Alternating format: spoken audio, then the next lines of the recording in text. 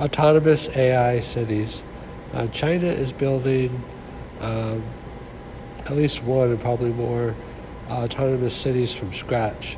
So the whole cities are going to be structured to accommodate autonomous vehicles, possibly other autonomy, I'm not sure, but I know autonomous vehicles for sure.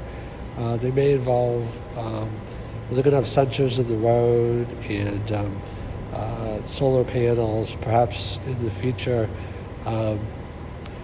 the cars are thought to be powered while they're driving, so they don't have to actually be recharged. And there's going to be a lot of smart technology. So we're hearing a lot about smart cities, and this is one step in the right direction. There's also the creation of autonomous highways where a huge amount of data and driving can be done autonomously under safer conditions, because it's easier to drive on the highway than it is autonomously than it is in the city with pedestrians and everything else. So watch out for autonomous cities coming your way.